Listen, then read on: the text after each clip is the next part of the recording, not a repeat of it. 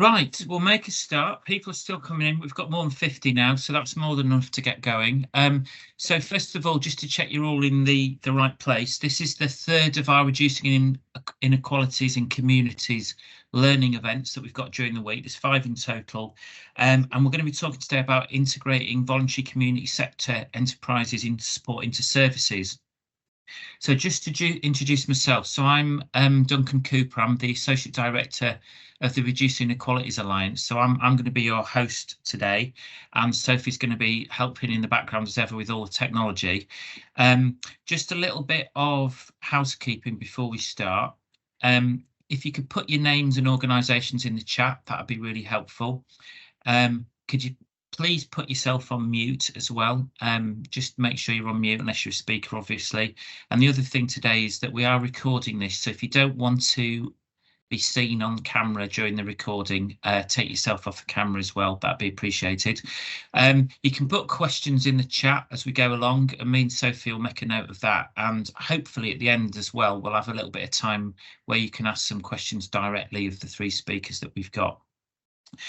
So just to give you a little bit of background, because there's different people come into each of these 5 events, the Reducing Inequalities in Communities programme was set up in 2019 with some money that we received from the government to try and go a little bit further faster on reducing inequalities in the centre of Bradford.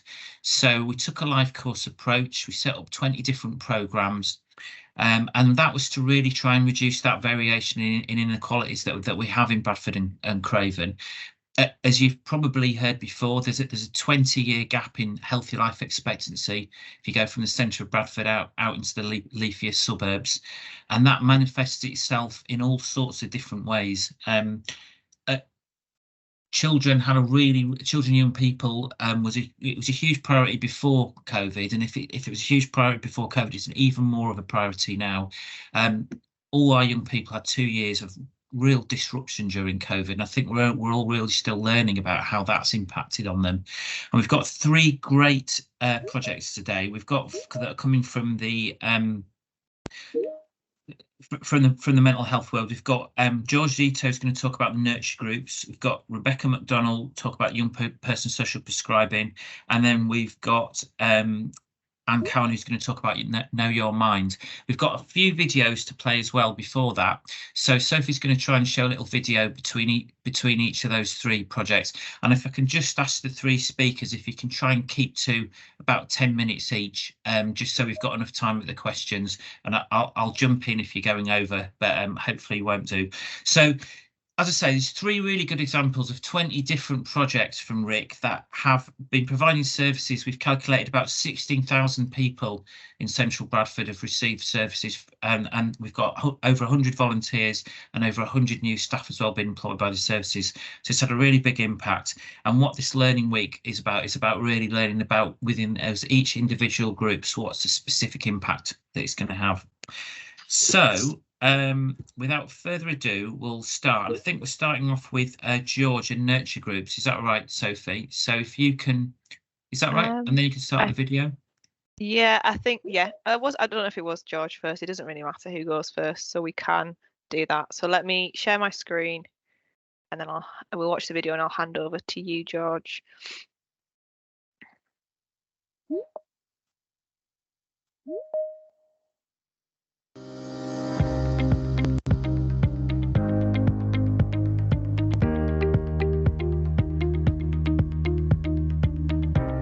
My name's George Zito, and I work for Inspired Young and Healthy People.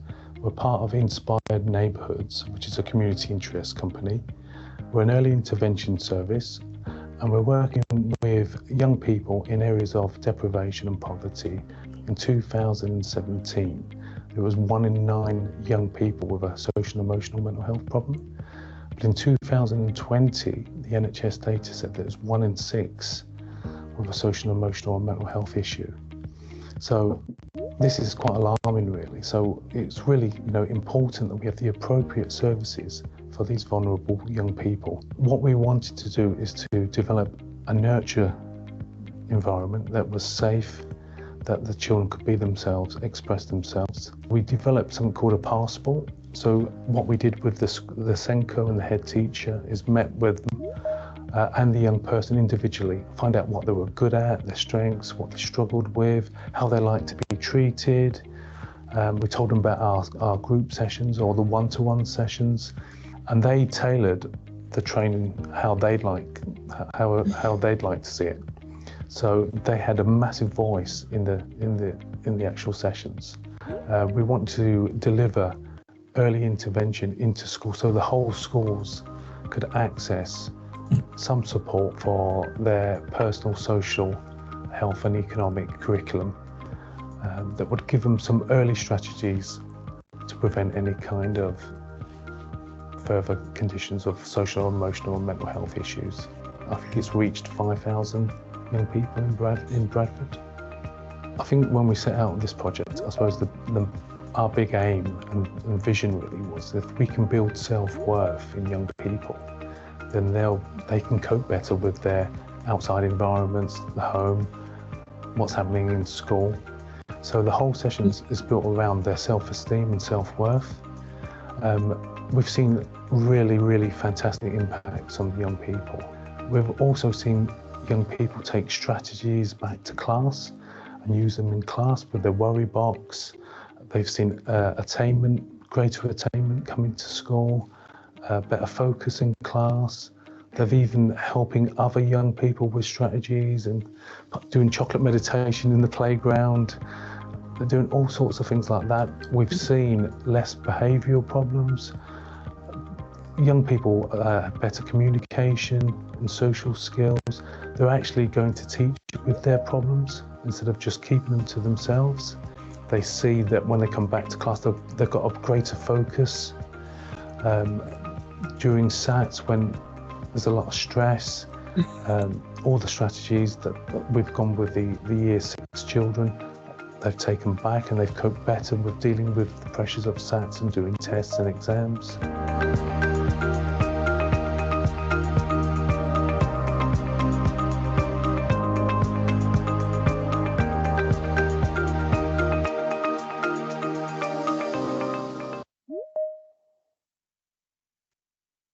Great, thanks very much for that, George. So over to you now, really, if you wanted to share your screen and take us through it. Yeah, certainly. We're just going to start from the beginning. Thank you, everybody. Thank you for that video. It's hard to see yourself on the video, isn't it? And but thank you for that. So our nurture groups, taking the question right back, we will set some questions for this presentation. So what works and what did you ensure the uptake of the target population? It's very likely. Please, can everybody mute? Can everybody mute, please? Thank you. Thank you. Thank you. So we'll set various questions. When we set up the nurture group, and obviously, as you explained, Duncan, we came in at 2020, in March 2020, when COVID just hit. We knew, the issues were high in mental health in young people prior to COVID, but COVID has just taken it to another level. And we know, I've put, on this slide that there was a lack of immediate support in the initial, in services across CAMS, educational healthcare plans and assessments, inadequate support for, children going through trauma and adversity in childhood experiences, and obviously with COVID as well. So what we looked at in our nurture groups, we looked at attachment theory, and I don't know if you're familiar with John Bowlby's work, but this is very evidence-based, and we know that children that are stressed and they have high levels of cortisol, this is going to affect how their brain develops, especially in memory and in their learning. I'm just going to go to my next slide. Thank you. So a nurture group is a short intervention for primary and secondary school. We're now working between the ages of 5 and 13 at primary and secondary school in nurture groups. We offer 8 sessions, and each session is a different theme each week, depending on the child and the children that we're working with. We always meet prior individually with each child to find out what their strengths are, what their triggers are, and we always ask them, how can we help you at school? And it's really important that we ask young people what they want to see. And then what we try to do is to develop the sessions around their strengths, what they're good at, and talk about the triggers that they have. What strategies can we put in place? How can we deal with some of the issues that they've got? Now, the nurture groups sort of follow basic principles, really, which I'll just go through to the next slide. There's 6 principles of nurture. Now, transitions is really important because with COVID, a lot of the children lost their social communication for 2 years, struggled building friendships again. And what we found with the year 6, they were really struggling and not prepared for secondary school. So it was really important that we did this piece of work. We've recently just made a very short film in collaboration with Mime Up with transitions, where we interviewed year 6 and their concerns and worries about secondary school, and then we interviewed a year 7 group that are already at secondary school to sort of try and answer some of those queries and deal with some of the worries of the young people. Also learning at the understanding the child's development in their learning, where they are. Do they need extra support? Is there special educational needs? So we look at the whole person in that side of things. And behaviour. I really hate to sort of see things like behaviour policy and as you see in primary and secondary school, but all behaviour is a communication. So it's really trying to understand what's causing that behaviour. Language. When we're in the nurture group, it's really important the language that we use and how we communicate. Your role modelling, you want the children to sort of demonstrate how you're role modelling and communicate back in that way. We also do a lot of things like team activities where they've all got to join in and help each other. And this is all part of their communication. But the most important is obviously their well-being, so that they feel relaxed in a safe space that they can come and talk about all their emotions and feelings. And again, creating a safe space. We always have a staff member from the school because all the children know that staff member. It creates a safe space and it's a learning for that staff member and learning for me on how they do things and how I operate. If we could have the next slide, please, Sophie. So a part of this attachment theory is building these relationships, forming these positive bonds. We always get the children at the beginning of the session, they all check in with the emojis, how they're feeling.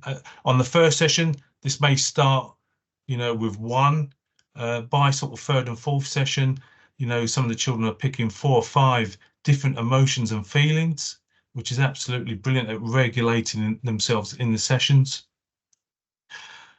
It's also important that we put relaxation techniques as well, and we always finish each weekly session with some sort of relaxation. So it might be playing cat bingo, which is, I don't know why, but it is the favourite in all schools. We do a chocolate meditation, we look at mindfulness, controlled breathing, and just areas just to sort of just de-stress really from that. If we could just have the next slide, Sophie. So my experience, I know I don't look old enough to get 25 years of different experience, but I have 15 years experience in the NHS where I worked in multidisciplinary teams, really got to understand special educational needs in children, and it was really, I'm going to say the good old days, but when there was lots of funding and things like that, but got to work with occupational therapists, paediatric speech and language therapists, dietitians, and you got to sort of get this holistic approach of tackling young people, building care plans, looking at holistically the whole person. This experience has also taught me a lot about all the different services within the NHS. And as part of you, it's been fantastic to be part of Youth in Mind as well. We've had our KPIs, we've done goal-based outcomes for each individual young person. Having left the NHS, I trained as a person-centred counsellor, become a youth work coordinator, and then I also worked in schools as well. I worked in pastoral for a bit just to see how they do things in schools.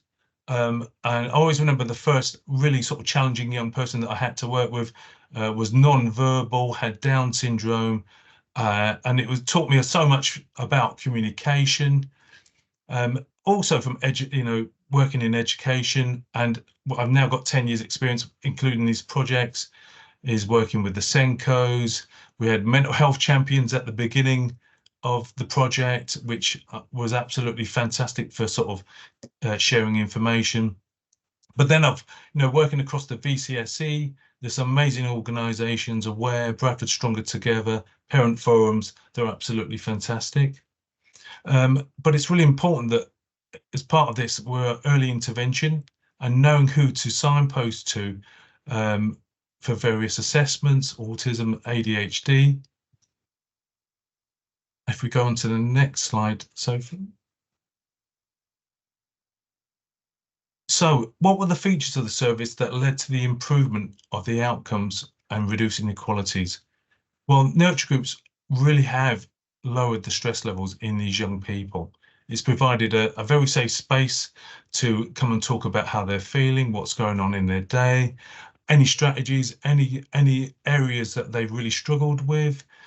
We've also covered a lot of different topics in the sessions, from anxiety, bullying, anger, friendships, talking about humour, what's good humour, what's not acceptable. But also, I think most importantly, looking at the young person's strengths and highlighting those and their skills and what they're good at.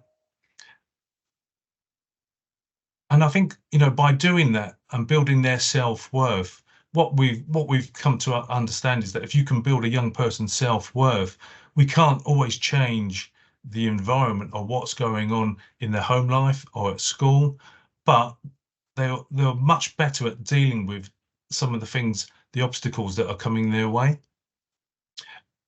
Fruit and refreshments always goes down really well. And some of the sad things that we see sometimes is children wanting to take that home for their siblings. So we're starting to see how poverty is really affecting these young people.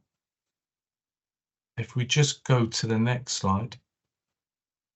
So, for the conclusion, for 3 sort of key points to sort of take away, is one, obviously, a person-centered approach. I think it's really important that we understand trauma, understand special educational needs, understand sensory integration, how we sensory process information from our environments, and how children with SEND struggle with that. I think it's really important that we understand the flight, freeze, fawn reactions to the fight and flight response that we've seen a lot of young people and their behaviour. And it's sad when I go to secondary schools when children have shown something in those that's affected their behaviour in class, and they've been put into isolation because of that. I think the other thing that we've realised with this project is that we have to help the whole family if possible. If we can help the family, that's going to help the young person. And that might be, things like benefit advice, housing, employment and health. The second thing I would do if you're doing this project is to get the school to pick the children. They understand the children with special educational needs and who needs help with their social, emotional, mental health. The passport is something that we've kind of designed. It's a one-page, it's an A4 page looking at the strengths, the triggers, and how can we help the young person. And if possible, we try to get the young person to fill this form in. The third thing I would say with the nurture groups, it's really important that you have a school staff member in the sessions with you, because this is a familiar face, it makes a safe space. We always make the sessions really relaxed, fun and creative. And I always feel like we should have a nurture group in work for our colleagues as well. And the passport is an important thing because we give the passports to the school and they can be updated as the child progresses from different years. But working on the strengths of the young person, and we always finish the last session, the session 8, with medal certificates and giant football to celebrate all their achievements. I've just put some links in for nurture groups if you want further information. But thank you very much for letting me present today. Thank you very much, George. You've got lots of comments about the chocolate meditation as well. I think you need to put a link in the chat on that. But that was really, really interesting to hear. And I think your point about the family approach, that is coming through on so many of our RIC projects, really, really important.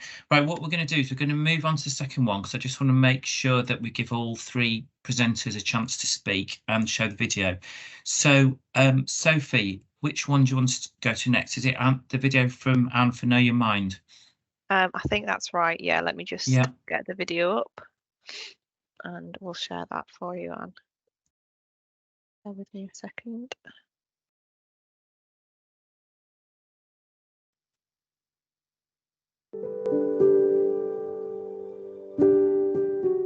I was struggling with talking to people. I was struggling to make friends, and coming into school was really hard. I was worried all the time, and that made doing basic things difficult. I had stopped going to football because I was anxious about what people were saying about me. I was anxious about the people around me being sick and hurting. First, Chloe came to see me in the park a few times, and then she carried on in school. She came to see me once a week. I like how Chloe let me do my own thing and talk about whatever I wanted was a massive help. Playing games was also a good distraction from everything that was going on, made it easier to talk because I felt comfortable. In the middle of our sessions, my mum and dad unexpectedly split up. This made me think that I was never going to see my dad and made me feel really upset and very low. Me and Chloe watched a video about buckets and how stress and feelings we keep in and how we need to think of ways to let some of it out. It helps when it is someone coming to visit me who is not my family. It was good speaking to someone who knows how to deal with mental health without being a member of my family. Chloe says lots of nice things to me, which has built up my own confidence. I realised that I could beat my own anxiety with the strategies Chloe showed me. Talking about things in school made me feel like I could be open and honest about my own person. I feel a lot calmer now. I've been using the breathing techniques when I feel overwhelmed, and I've been surprised about how much this has helped. I feel calmer about secondary school and my SATs, and I'm looking forward to getting more support from the school. The sessions have been fun, and Chloe was easy to talk to.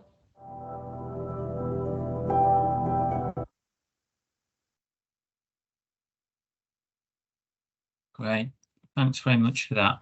So, Anne, I can see your slides there, so over to you. Okay. Well, good afternoon, everybody. I wanted to start by showing that video because we are a child-led service. And obviously that was the voice, and it was a true account from a young person that we've been working with. In Know Your Mind, we've got 4 community wellbeing workers, and they work Monday to Saturday between 8 and 8. And they work with children and young people aged between 5 and 19. And we actually work with children or adults up to 25 with additional needs. They must live in the RIC areas and attend education and are registered with a GP within the RIC areas. And we work with them for a period of 8 weeks. Now, that time of working with them, again, is very much child-led. You know, it could be anything from somebody wanting to dance for an hour a week. We had one young child that basically was struggling with really poor self-image and just needed a way to express himself. So every week, that's what he did. So we let the child lead how they feel that time needs to be spent. It can be through building confidence. It can be through talking. It can be through films and acting things out. We talk to the child and we ask them, what do they feel they would benefit from? And we, like George's service, we work on goal-based outcomes. So, you know, we may work with a child and they start with a level of 2, and our objective is to get over 4 by the end of that 8-week time that we've spent with them. One thing that we've noticed through our Get to Know You, which is our, I suppose, our triage tool, it's our risk assessment all in one. The acuity of need has gone from low to medium to high. And we are finding that children that are accessing our services are very, they're almost in crisis in a lot of instances. And it comes from fear of school. It comes with disordered eating, self-harm, suicidal ideation. And we discover that in our Get to Know You triage. And normally they come into us at the centre in Bradford, or we go into school, or we actually do it over the telephone, and we ask a series of triage questions to ascertain exactly how they're feeling. And we develop our risk assessment based on that. And obviously anything that comes out of that, any serious disclosures, we then work with other agencies and flag up those particular concerns that we've got. When somebody is on our waiting list, what we do is fortnightly check-in calls. So once we've established what the acuity of need is for that particular client, we will ring them every fortnight, just check that they're okay still being on our waiting list. See if their condition has worsened at all, and if it has, we will try and either get them in touch with one of our other services that can offer them telephone interventions such as safe spaces or guideline, or we will obviously take them on for their 8-week session.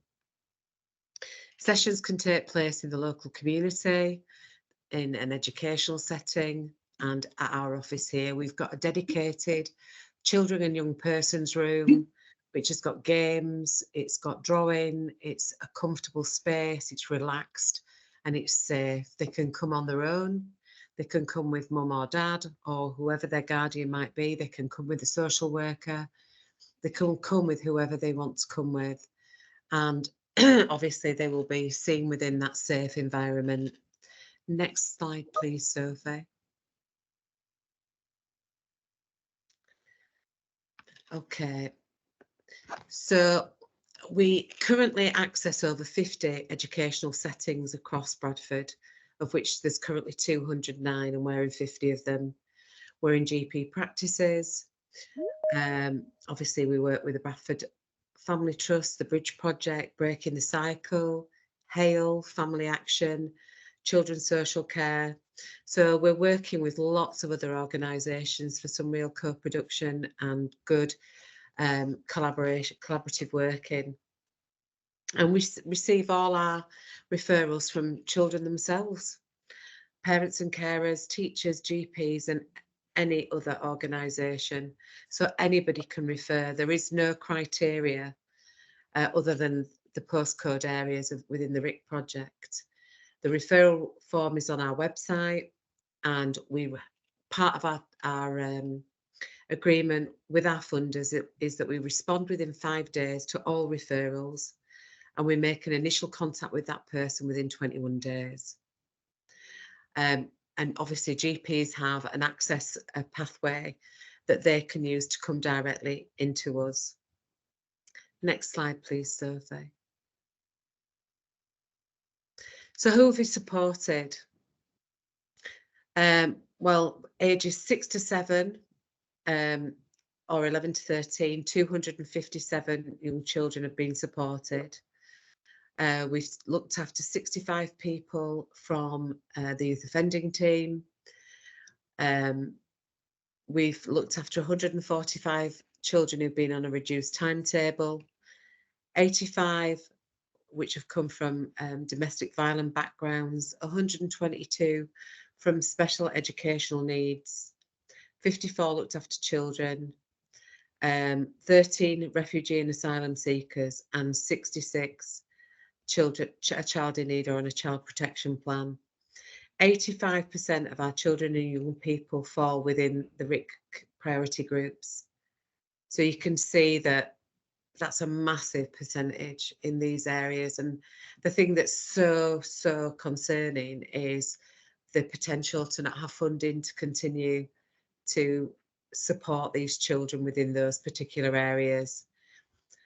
As I said earlier, we used to support low to medium need children. 70% of the children that we're currently supporting are medium to high, as far as acuity of need is concerned, which again is very, very concerning. And the question is, what happens if this service is not available? Where do these children go? That's the thing that's incredibly worrying. So the next slide, please, Sophie.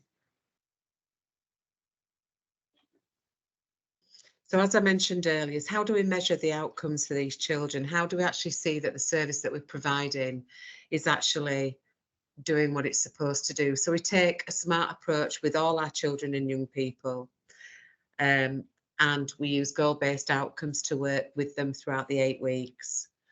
So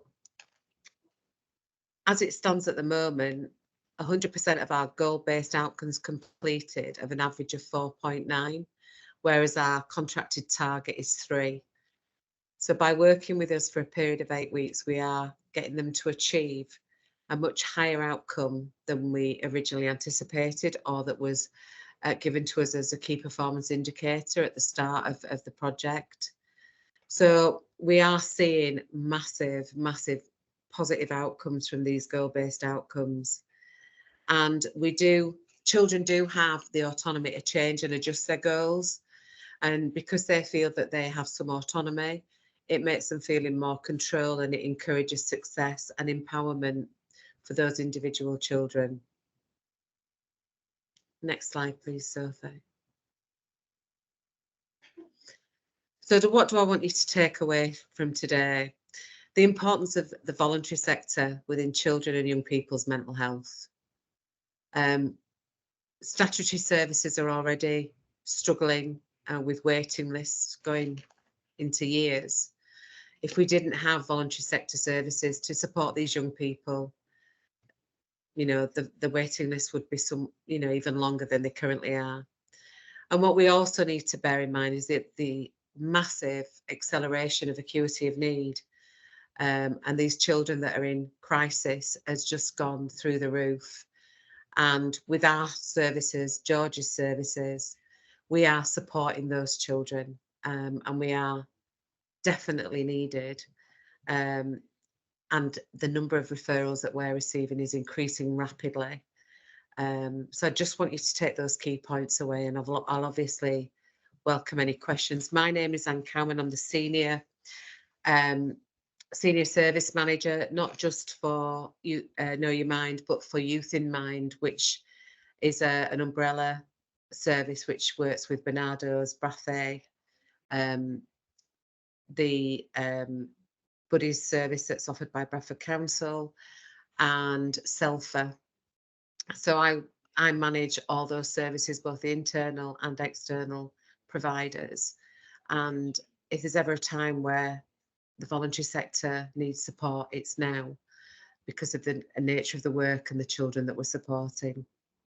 So I hope that's a real whistle stop. I've tried to do it within 10 minutes.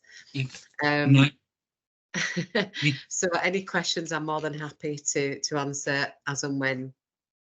Thanks, Anne. We'll come back to questions. So yeah, people, please put them in the chat as well. I think we'll have a little bit of time at the end. Thanks. You got an incredible amount of information across there in 10 minutes. So thanks very much, Anne. What we'll do now is we'll just move on to the third presentation, which is about young people's social prescribing service. It's another within the Youth in Mind service. And this is going to be from Rebecca, but I believe we've got a short video to play as well to start this off, Sophie.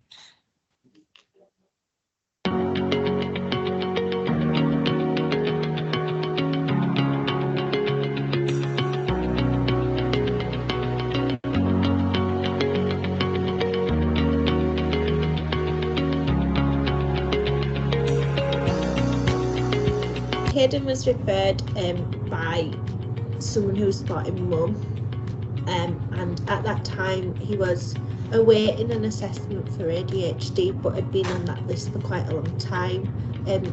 School were not maybe acknowledging his needs or the reasons for maybe some behaviour choices or his inability to regulate his emotions, so that was causing some problems at school. One of Caden's main things that he highlighted as a concern, as well as in the referral, was that he was getting increasingly angry at home and at school, and sort of if he had a bad day at school he brought that home, and then if he'd had a bad night at home he then obviously wasn't set up in the right mindset for school. I think he just didn't feel like anyone understood him, and he sort of understood what was going on inside himself, and he were really able to say what was happening, but it was about there was no support to help him deal with what was happening. Before, like, we did all the stuff that we've done, I just felt like when you're just staring and you have nothing to do, and then it's like, you know that feeling where you're sad and stuff, but then, like, emotionally sad. Yeah, it's like that. It became clear that the ADHD referral that was awaiting CAMS, it had been sat there quite a while, so I spoke with Great Minds Together, and they support families who are going through assessment processes, who just need that someone for the parent and the young person to talk to, but who can then link in and give advice for school and to help that process be better. Caden joined our boys group. We did sports, we played games, we did some work on emotions and feelings, but as a group, so it was good for the young people to learn from each other and hearing the young people talk about their feelings.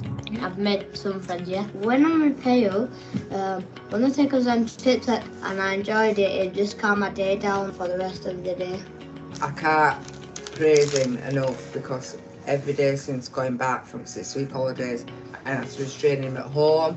I hadn't had to go into school, so slowly but surely. I mean, don't get me wrong, there's still but that's all part of Caden is. Caden's ADHD assessment was fast-tracked by CAMS, so he received the assessment and he was diagnosed with ADHD, which was amazing, and he's going to open up a lot of doors to offer him the support he needs. I felt angry with my maths and stuff, and now it's been test week this week and my maths I'm really bad at now.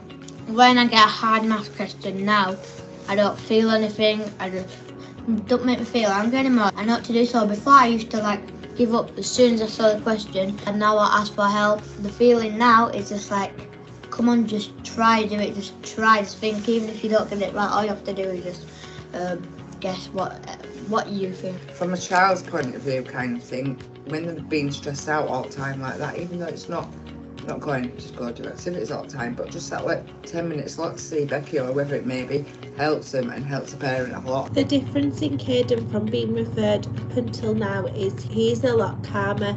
He's able to know when he's starting to feel as if his emotions, he might be angry or upset, and he's found things to do to calm them down. So he does a lot of art. He's regularly attending football. He's happier at school because school have the understanding things he needs some extra support with. It's helped him and mum at home because they're able to talk a lot more about what's going on and support each other that way.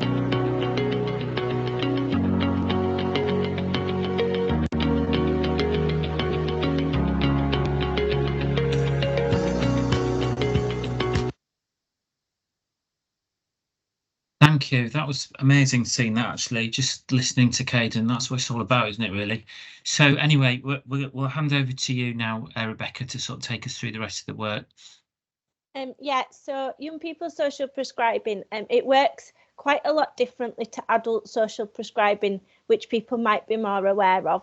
And a bit like George said at the beginning, we started the project just as lockdown occurred. So everything we planned to do had to go out of the window, and it sort of actually in a way benefited us because we've been able to adapt and try new things, and actually some of the situations we found ourselves in have benefited the young people more, and we've been able to carry on with them. So our support as young people social prescribers covers lots of different things. So we offer one-to-one sessions, and they can be wherever the young people feel more comfortable. we set up some group sessions, some of which focus on topics that we've seen a lot of referrals for. So it could be anxiety, school avoidance, etc. As Caden mentioned, we do some fun activities and trips. But by doing that, the young people are able to meet other young people, and sort of they found that really beneficial.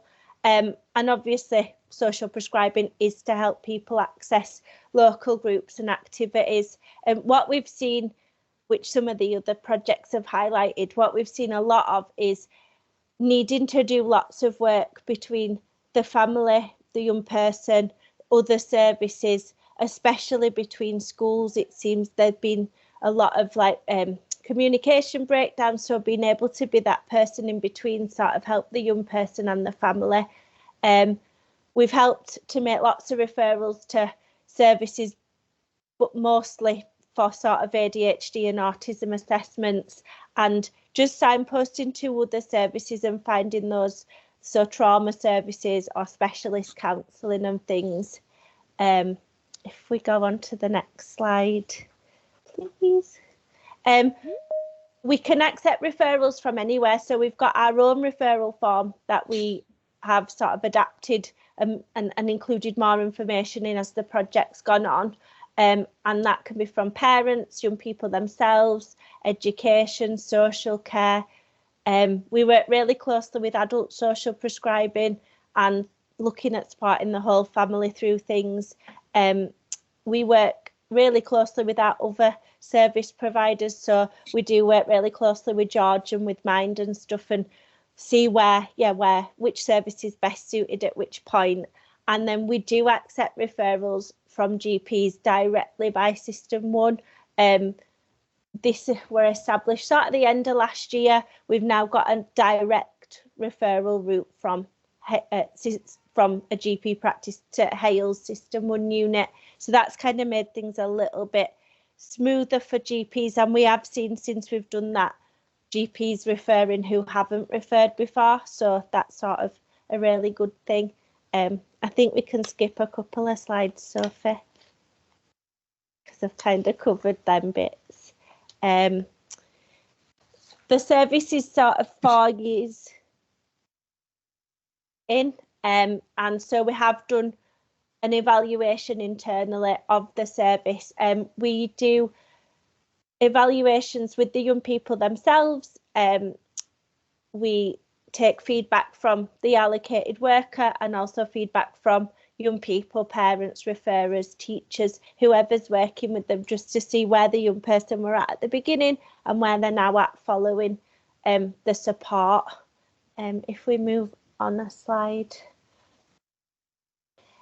So we found that of our referrals, 73% engaged, so that were really good. Like with some of the other services, it's mainly the best engagers were those ages where they're going through transitions, so the transition to secondary school, exam time and stuff. And we saw a really wide range of referrals from people from all sorts of ethnic backgrounds. If we can move on. Some of the top reasons for referral were what we expected, but actually what's not on here is one of the main reasons has been school, and just lots of different things to do with school, which then obviously has led to young people feeling low in mood, anxious, lonely, etc. If we move on a slide, and we can move on again. So we saw that lots of young people, over 50%, felt like they'd reduced their loneliness and isolation. And for some young people, you know, they felt like they'd made friends for the first time ever, and also being able to develop trust with other practitioners, which they maybe hadn't done before. People built positive relationships and improved those, whether that was with new friends, whether it was the family, and relationship with education also improved. And as we would hope, people felt a lot more connected to their community. And we can move on. Over 50% of people felt like their own motivation had improved. So whether that be to attend school more, to do more revision, to work on relationships with friends, with family, or just that motivation to try something new or make a different choice to one they might have made before.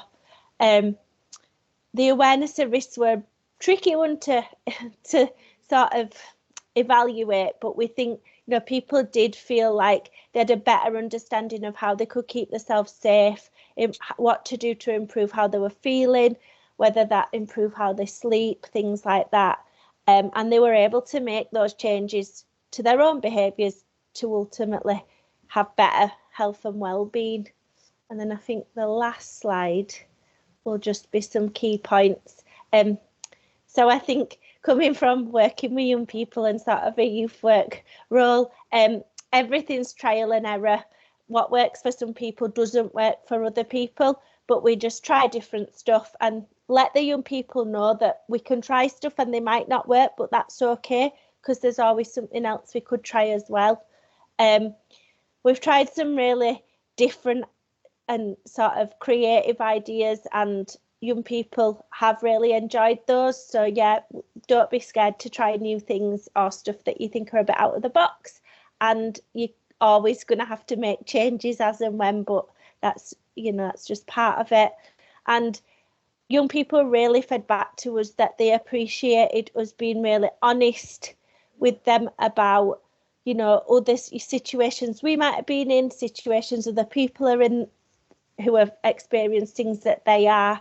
They like that honest approach. And if we didn't have an answer to a question, just let them know. We don't know that, but we can find out for you. And yeah, they just really like you being honest to them. So yeah, that's the project. That's great. Well, thanks, Rebecca. And I really like that point about honesty as well. I think we sometimes underestimate our young people, don't we? So what we're going to do now, we've got a few questions that have come in the chat. Just to say as well, there's been some really good stuff put in the chat.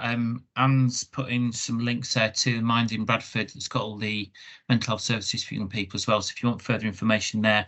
And just to say, because in the inequalities team, we get the detailed reports back from all these services, and these ones are all oversubscribed. And people wanting to be referred in from areas outside the RIC area as well. There's a real need for these sorts of services, and it's taken a few years to get them off the ground, but once they have, they're really up and running now, with obviously a lot of really powerful stuff going on.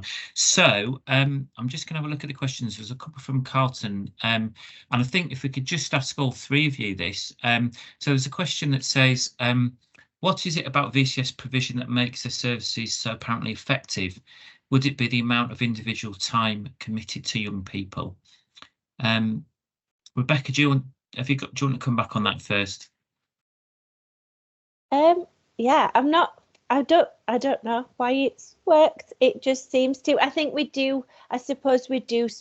I know from our service spend probably, you know, we spend a lot of time with young people. We accepted that it takes a long time for someone to feel like they can trust you, especially if they've been let down by other services, which a lot of our young people, you know, might have been. So yeah, maybe it is just that we've got a little bit extra time, and we're able to build that relationship before they then. Yeah, thanks very much. George, did you want to come back on that? Yeah, I mean, same as Rebecca, really. I think you have to understand the young person's journey and what they've been through. And since COVID, you know, we've seen things like domestic violence on the increase, crime, you know, all kinds of things. And some of these areas, I was at a school in one of these areas, and at 3 o'clock there was a man with a shotgun running through the area. So this is kind of highlighting the areas that we're working in, really, and the poverty that we're seeing. So, you know, building trust, a lot of agencies within families, social workers, they're just not trusted. There's no respect for the police. So we have to really build those relationships. And I feel like we've done that. And I think over the 3 years of working on the RIC project, I feel like we've really established a young people service that's early intervention. You know, and if we don't do this early intervention now, we know that some of this is going to go down various routes of mental health, the criminal route, you know, on all these factors. But I think building that rapport and making places safe to come and talk about things is the key, really. Okay, thanks, George. Anne as well, did you want to say anything on that? Yeah, obviously I agree with Rebecca and George. I think the difference with VCS is that we give children the opportunity to talk, but most importantly, we hear them and we give them that time to express. It's child-led. But having worked in offender health for 30 years and worked in the vast majority of prisons across Yorkshire and Humberside and the North East, if we don't do something, and this is just completely echoing what George has said, if we don't start to do that work at that ground level, those early years, then all we are doing is producing our next 85,000 of prisoners. So we have to do that work now, and that starts by listening, building trust, by understanding their needs and giving them the opportunity to be heard. Yeah. Thank you, Anne. Okay. Sorry, and I just want to say you can't do that when you're on a waiting list for 2 years. No, I mean, another thing that you might be able to answer, because there was another question in the chat about this, was about trauma-informed approach, and what you feel like the impact of that has been. Yeah, I mean, we do use reformed practice as much as we can within all our services. However, we've just actually, Mind in Bradford have just put in a bid to National Mind to be part of a national steering group for trauma-informed practice with children and young people, to make it absolutely intrinsic in everything that we do. I think it's of paramount importance. I think it's something that our current prison population would have benefited from had they had the opportunity. So I would say that it should be part of all children and young people services. Okay, and I can see other nods there. Okay, we'll just try and bring in a few people with hands up. Jill Thornton, you've got your hand up. Thank you. I just want to say the presentations are great, and just to comment as somebody who's a former youth worker and also with our programme Better Start Bradford and the co-production approach to services, one of the key things is giving young people agency and the right to have a role. And as somebody who's part of RIG, just listening particularly about the social prescribing, it's just been such an important part of that they're part of the solution to the things that the process is addressing, and that just is incredibly powerful in terms of dealing with the challenges that they're facing, is that they've got some hand in it. So I think that's important. Just want to echo the early intervention, and of course that's what our programme is all about. And it's got to be part of how we look at things, and particularly if we're looking at addressing inequalities, is making sure that we're reaching the right people at the right stage in order to prevent harm and to improve well-being. So yeah, great presentations. Thanks, Jill. Right, we've got 5 minutes left. So there's one question from Saeed, which I thought might be a good one to end on. It's quite a difficult question, actually, Saeed, but we'll see how we get on. So just like to ask all 3 speakers, if you were going to start again from scratch, what's the one thing that you might do differently or more of? Just leave us with one key thought. So George, Rebecca, or Anne, just jump in if you've got anything that you can think of on that. I would, do you know what I'd love to see? If I could change one thing, is that we all work as one big team.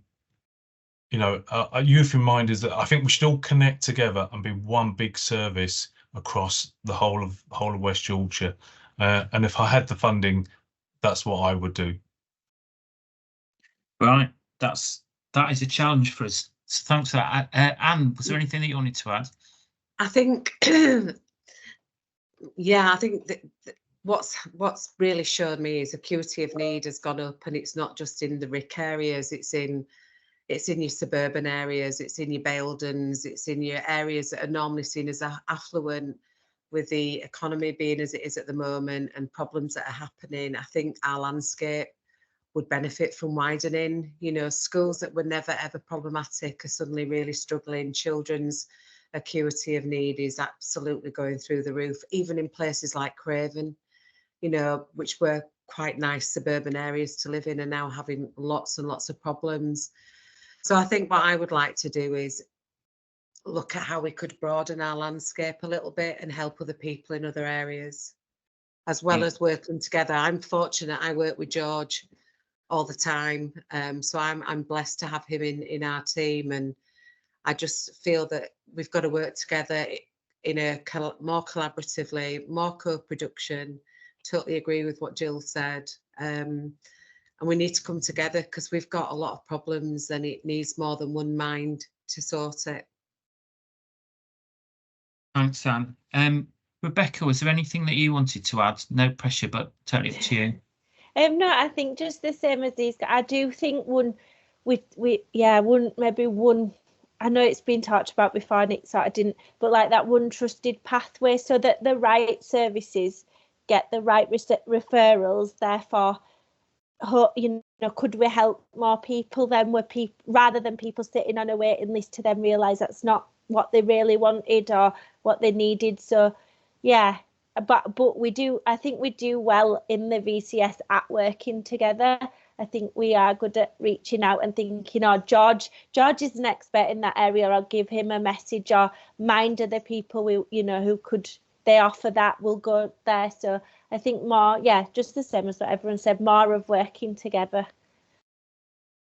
Thank you. Right, so we'll draw it to a close. We've heard so much about building trust and honesty to give agency to young people and the work that VCS are doing. So thank you very much to Anne, George and Rebecca, firstly, for brilliant presentations. And just to let everybody know as well, we're obviously, these are all going to be available for videos if you want to share with people who haven't been able to make it. There's 2 more sessions in our learning week. We've got Mondays and Tuesday sessions on March the 4th at 3 o'clock and Tuesday the 5th at 1. We've got one on community engagement and health literacy that's going to cover quite a range of topics from physical activity right through to genetic literacy. And then we've got a session next week. The Tuesday one is on about what works in tackling inequalities, where our academic partners are going to feed back on the evaluations. So that'll be a really interesting one as well. So I'd encourage you to sign up, tell your friends about them. Sophie's going to hopefully put the link in the chat. If the website tells you that they're full, don't worry. If you just send an email to us, and it's Rick, just RIC at bradford.nhs.uk. If you do any of those, and we can send you the links. It's just that Eventbrite tells you it's full up when it's 100, but that more people can come. It's not a problem. So thanks everybody. Thank you to our speakers, and we hope to see you on the following 2 sessions. And have a good rest of the week.